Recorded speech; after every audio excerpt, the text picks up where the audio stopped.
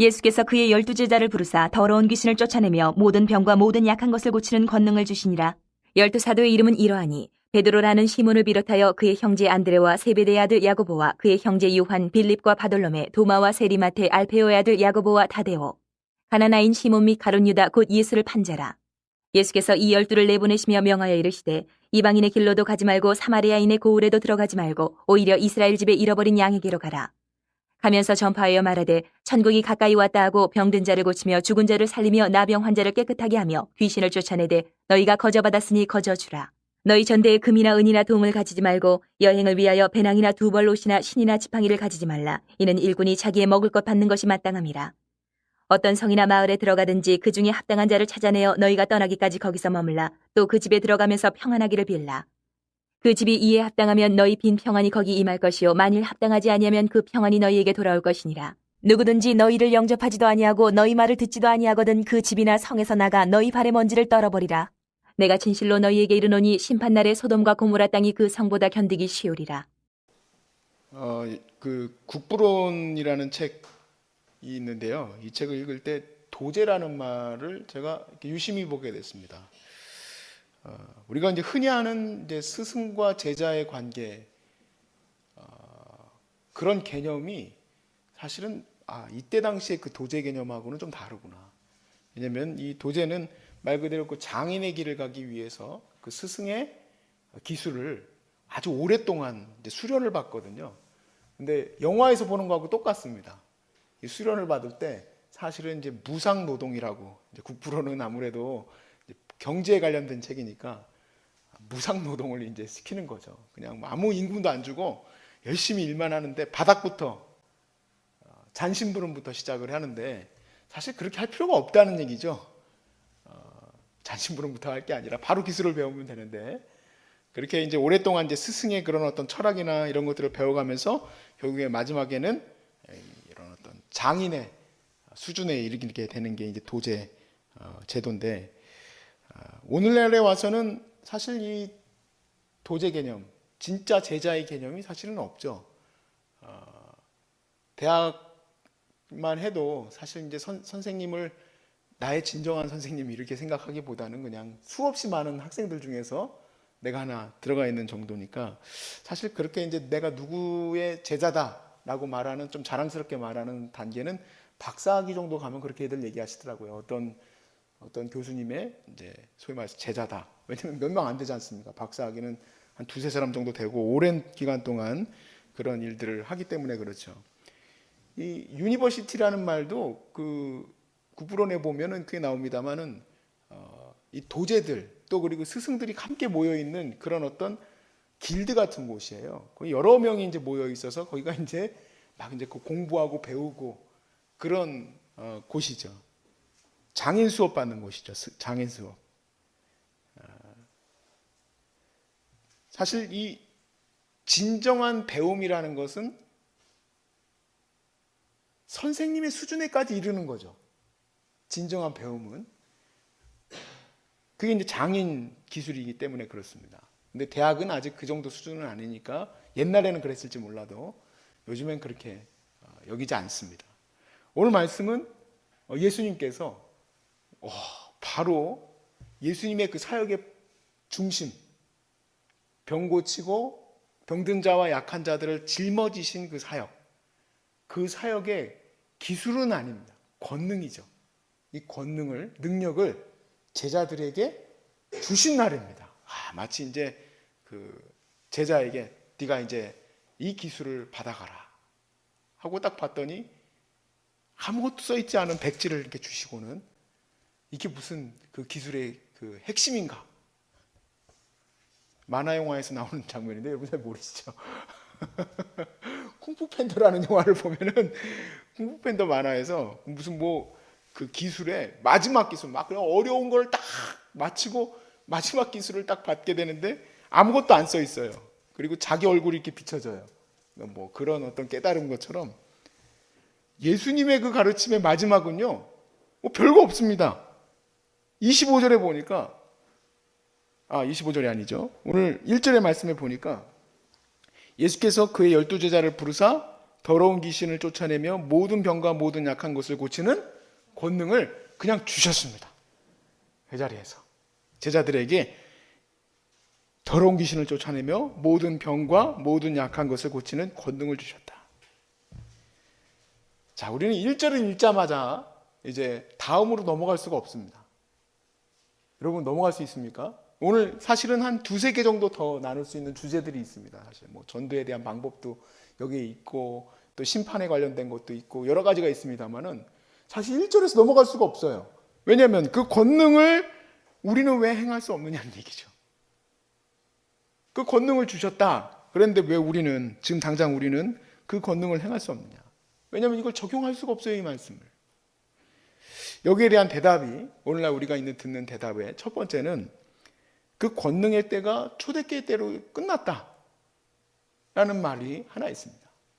두 번째는 뭐가 있냐면 복음이 전해지는 곳에서는 지금도 그 권능이 이루어진다 라는 주장이에요. 그래서 선교지 같은 곳에서는 지금도 병고침의 역사가 일어난다. 그러면 여기는 선교지가 아닙니까? 어떻게 된 거죠? 저는 이렇게 생각을 합니다. 제가 이렇게 생각한다고 말하는 것은 제 개인적인 믿음이고 제 개인적인 의견이고 제 개인적인 영성입니다. 저는 이 권능을 모든 사람에게 주셨다고 믿습니다. 모든 사람에게. 예수 믿는 모든 사람들에게 그 권능을 주셨다. 왜 그러면 우리는 그 권능을 행하지 못하는가? 그걸 살펴보려고 해요. 첫 번째, 우리가 하늘의 모든 것을 걸지 않았기 때문이다. 내 삶의 모든 것이 하늘에 있지 않아요. 내가 예수님을 쫓는 제자라고 말은 하지만 실질적으로는 세상에 얽매여 있는 사람이에요. 땅만 보고 살아요. 땅에 매여서 하나님의 뜻을 찾지 못해요. 겨우 우리가 위안 삼고 있는 것은 예배 때 앉았다 나가면서 아직은 내가 출석교인이지. 그러니까 능력은 없는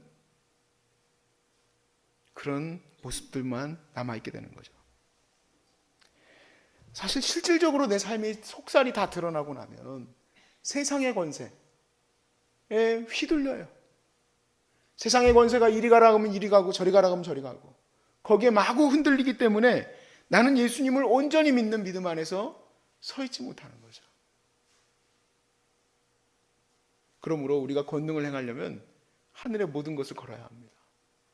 무엇을 먹을까 마실까 입을까 염려하는 것이 아니라 내 삶이 하늘에 온전히 있다면, 하늘에 속한 사람이라면 내가 오늘 지금 현재 무엇으로 채워나가야 됩니까? 먼저 그의 나라와 그의 의를 세우는 일에 내 힘을 기울일 겁니다. 그러면 주님이 그 일을 할 수 있도록 내게 힘을 주지 않겠습니까? 내게 힘을 주시고 권능을 주시는 게 내 사업 잘 되게 하기 위해서 주시는 게 아니잖아요.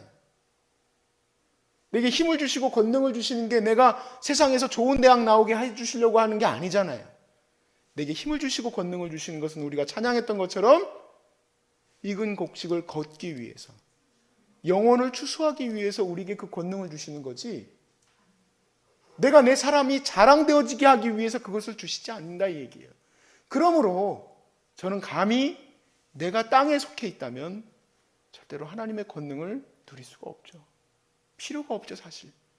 세상의 물질과 세상의 명예와 세상의 크레딧이 내 자랑거리가 되니까 그것만 붙들게 되지. 그러나 그것을 배설물로 여겼던 바울의 심정을 이제는 깨닫게 돼요. 그것은 아무것도 아니구나. 하늘의 권능을 입을 수 있기를 바랍니다. 저희 어머니가 피를 계속 하혈하는 병이 있었습니다. 혈루병 같은 거죠. 그랬는데 그때 당시 아버님이 이제 막 초창기에 예수 믿기 시작하시고 금식하고 막 이렇게 사역을, 하나님의 이 사명을 감당해야 될지 하는 고민들이 있을 때였어요.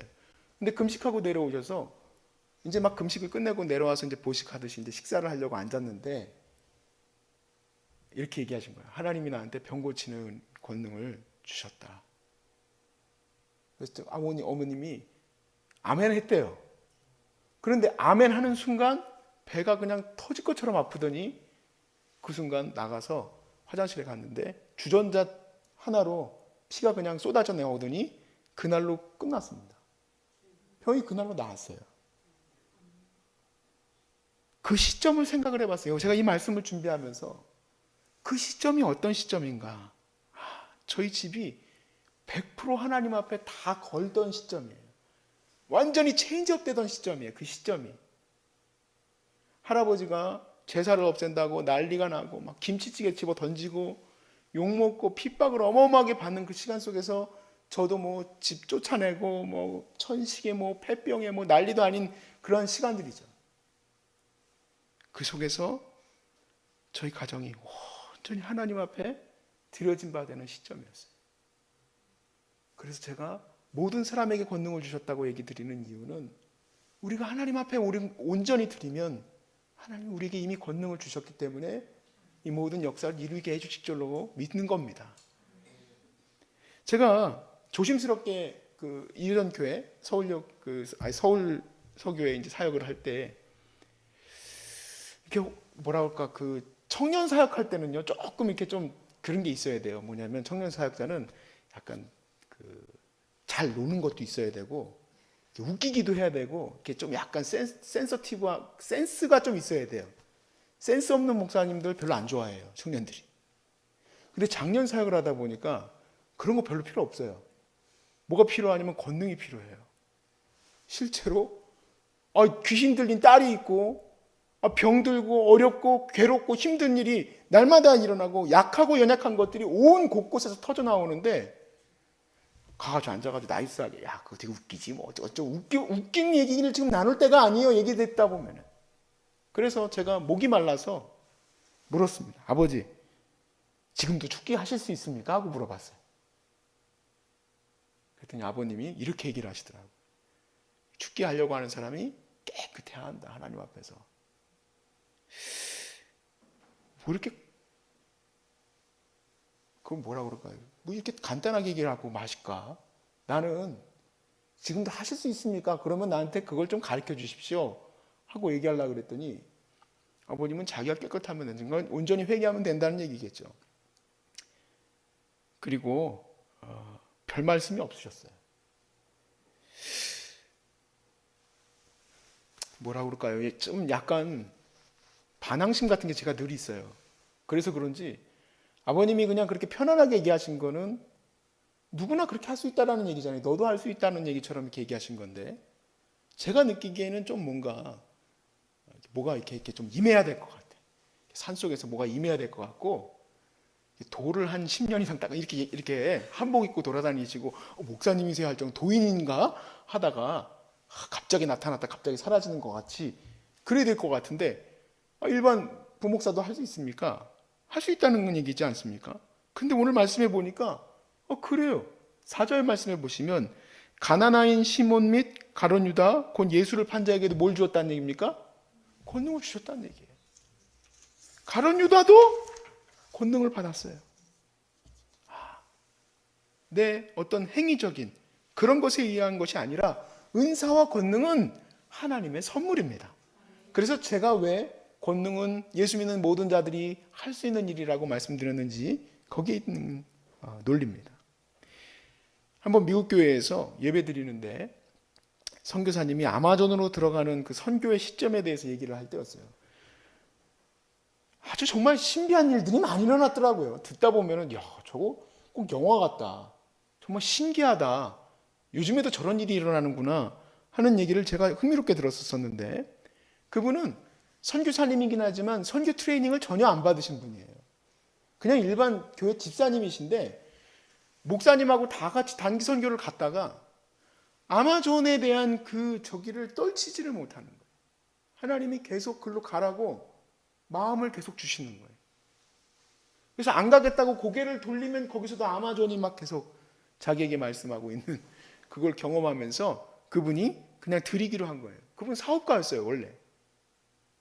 자기 삶을 드렸어요. 그래서 아마존 선교사가 되고 자기 자녀들도 다 아직 대학도 못 간 아이들도 있었었는데도 불구하고 아마존 선교사로 하나님 가라 하시니까 갔어요. 그랬더니 그곳에서 모든 아마존에 있던 원주민들의 약한 것을 세우는 그 기적 같은 일들이 일어나는 거예요. 그럼 권능은 뭡니까? 하나님의 통로로 우리가 사용되어지는 거예요. 내가 특별하기 때문에 그 권능이 내게 임해서 이렇게 되는 게 아니라 주님이 우리에게 권능을 부어주셨습니다. 권능을 부어주셨어요. 그러나 우리가 이 땅에 매여 있으면 100% 순종함을 통해서 하나님 앞에 나가야 될 이 권능이 나아가지를 않는 거죠. 두 번째, 이 땅에 매이지 아니하고 또 하늘의 사명도 감당하고 있는데 권능이 왜 임하지 않을까? 내가 하나님 앞에 드려진 종으로서 나아가고 내가 하나님 앞에 모든 복음을 위해서만 살아가겠다고 작정하여도 왜 권능이 임하지 않는가? 말씀에서 나옵니다. 믿음이 없기 때문이다라고 나옵니다. 마태복음 17장 19절에서 20절 말씀을 한번 뽑아봅시다. 마태복음 17장 19절에서 20절. 자, 이때에 제자들이 조용히 예수께 나와 이르되 우리는 어찌하여 쫓아내지 못하였나이까? 자, 그 다음 20절을 같이 읽어봅시다. 시작. 이르시되 너희 믿음이 작은 까닭이라. 진실로 너희에게 이르노니 만일 너희에게 믿음이 겨자씨 하나만큼만 있어도 이 산을 명하여 여기서 저기로 옮겨지라 하면 옮겨질 것이요 또 너희가 못할 것이 없으리라. 아멘. 그러면 이 믿음을 어떻게 설명하겠습니까? 왜냐하면 실제로 있었던 일인데 여기 우리 옆 동네에 있는 한월산 기도원 설립자인 이천성 목사님이 초창기에 예수 믿으시고 막 뜨거운 열정 가운데 있을 때 어떤 아이가 소아마비라고 했나 뭐였나 그랬나 모르겠어요. 그 아이를 보고 마음속에 정말 기도를 하면 그 아이가 나을 것 같다고 생각이 들더래요. 제가 자세하게 지금 모르는 거는 이제 그 얘기를 직접 들은 게 아니라 이렇게 걸러서 저도 예화로 들었기 때문인데 그래서 그분이 이제 굉장히 우락부락하고 이제 원래 깡패 출신이잖아요.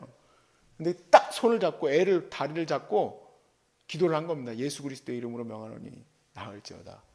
나았어야 되는데 애는 박박대고 울고 아줌마는 놀래가지고 이 아저씨가 뭔가 하고 소리를 지르고 그래서 너무 창피해서 하나님 앞에 기도했대요. 아니 내가 믿음으로 하나님 앞에 기도를 했는데 왜 애가 안 났습니까? 그랬을 때 마음에 하나님이 이렇게 말씀하셨죠. 네 믿음이 작은 연고다 그랬다는 거예요. 그러면 도대체 믿음이 뭡니까? 믿음이라는 거는 이렇게 우락부락하게 그냥 무조건 낫는다 해서 낫는 게 아니라는 얘기면 도대체 믿음을 어떻게 측정하고 믿음이 작다 크다 어떻게 말하겠느냐는 얘기죠. 그런데 여기에 아주 좋은 단서가 하나 있습니다. 마가복음에서는 이 똑같은 본문을 달리 설명하는데요. 사실 같은 맥이에요.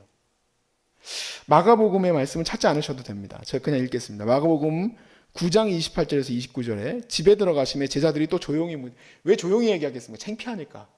왜 나는 못 쫓을까 해가지고 마가복음에서도 똑같이 조용히 묻자오되 우리는 어찌하여 능히 그 귀신을 쫓아내지 못하였나이까? 이르시되 뭐라 그랬을까요? 여러분 혹시 아십니까? 기도 외에는 다른 것으로 이런 유가 나갈 수가 없느니라. 마태복음에서는 너희 믿음이 작은 연고다 그랬습니다. 근데 예수님이 마가복음에서는 기도 이외에는 이런 유가 나갈 수 없다 그랬어요. 이게 어떻게 연결점을 찾을 수 있을까요? 그렇죠. 왜 기도를 안 합니까? 될 거라고 생각지 않으니까 기도를 안 하죠.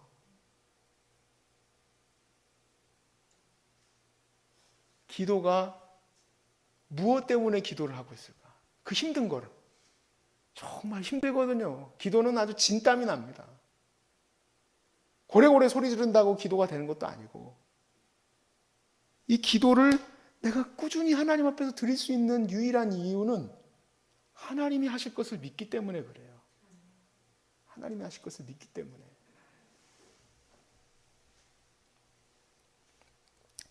제자들이 여러분 보십시오. 분명히 10장에서 뭐라고 나있습니까? 예수님께서 병 고치고 죽게 하고 또 약한 것들을 세우는 권능을 주셨다 그랬습니다. 근데 17장 넘어가시면서 어떻게 됩니까? 못 고칩니다. 못 쫓아냅니다. 제자들이 좌충우돌하고 있습니다. 이미 권능을 주셨는데 좌충우돌하고 있습니다. 그러나 그들이 온전히 세워진 사도행전을 가보세요. 온전히 세워진 사도행전의 첫 장면이 뭡니까? 사도행전 1장을 펴보세요. 2장으로 넘어가면서부터 이제 그 소위 말해서 병 고치는 은혜가 이제 나타나는데 1장의 메인 장면이 뭡니까? 그 제자들의 기도하는 장면입니다. 제자들이 예수님이 없이 이 충분히 채워져 있는 이 모습들이 드러나는데 그 모습이 기도하고 있는 장면이에요. 왜 기도하고 있을까? 제자들이 드디어 기도의 능력을 온전히 알고 있는 겁니다. 그리고 그 기도를 통해서 하나님의 권능이 임하실 것을 붙들고 그 권능을 받아 온 유대와 사마리아와 땅끝까지 이룰 수 있게 된 것입니다. 왜냐하면 그들은 땅에 매여 있지 않으니까. 이 땅에 매여서 아무것도 못하는 우리 같이 그렇게 하는 것이 아니라 땅에 매여 있지 않으니까 어디든지 가서 주의 권능을 행할 수 있는 거예요. 제가 이렇게 말씀드린 이유는 몇몇 아쉬운 분들을 보았었어요. 정말 기도를 엄청 많이 해요. 그런데 엄청 세상에 매여 있어요. 그냥 세상 사람이에요. 근데 어떻게 그렇게 기도도 많이 하시는지 놀라울 따름이에요. 아이러니한 부분이죠. 또 한 부류는 권능을 충분히 누릴 수 있는 그러한 부분임에도 불구하고 하나님과의 시간이 너무너무 부족해요. 마지막 반박으로 이 모든 설교를 듣고 우리가 이런 생각을 가질 수 있습니다. 이 권능을 12째 제자에게만 준 것 아닙니까? 지금 목사님은 권능을 모든 사람에게 줬다고 얘기를 하지만 그 권능을 12제자에게만 준 것 아닌가? 여러분 사도행전 시작할 때를 보십시오. 사도행전에서 제자들만 병 고치는 일과 축기의 일이 나타납니까? 아니죠. 집사님들이 그런 일들을 행합니다. 복음 사역에 집사님들이 자기의 삶에 매여 있지를 않습니다. 우리는 우스갯소리로 이런 얘기도 하더라고요. 제가 한 집사님 같이 보이시는 분한테 안녕하세요 집사님 처음 뵙겠습니다. 어디 이렇게 제가 이번에 새로 부임한 부목사 누구입니다. 그러면 그분이 농담 삼아 이렇게 얘기해요. 난 집도 안 사는데 왜 집사라고 그럽니까? 우리는 지금 집을 사야지 집사라 생각합니까? 초대교회 집사님들은 집이 있어도 갖다가 드렸죠.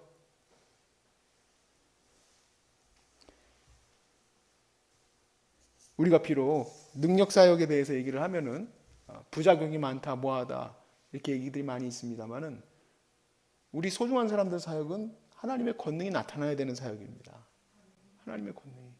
그래서 저는 여기에 있는 여러분들이 바로 그 권능이 나타날 수 있기를 간절히 바라는 겁니다. 그래야지 여러분이 암 고침 받고 이 땅에 매일 필요 없는 그것을 깨달았으면 이제부터 주님 앞에 온전히 드려진 바 되고 살아야죠. 그러면 어디든지 가서든 주의 영혼을 구원하는 일에 쓰임 받아야 되는데 여전히 세상에 매여서 기도하는 시간에도 기도의 은혜도 누리지 못하고 뭐하러 여기 있겠습니까? 요양병원이 훨씬 낫지. 여러분 여기 올라오신 이유는 권능 사역을 이루기 위해서 온 줄로 믿습니다. 기도의 능력을 여러분 충만히 입으시기 바라고 또 그리고 뿐만 아니라 병 고침은 당연히 과정 가운데 일어나는 거고 여기에서 기도를 통하여서 여러분 하나님의 많은 놀라운 일들을 경험할 수 있길 바라고 내려가서 뭘 하고 살까가 아니라 내가 내려갈 곳을 주님이 이미 선정해 주셔서 그 땅을 향해서 담대히 나가실 수 있기를 주의 이름으로 축복합니다.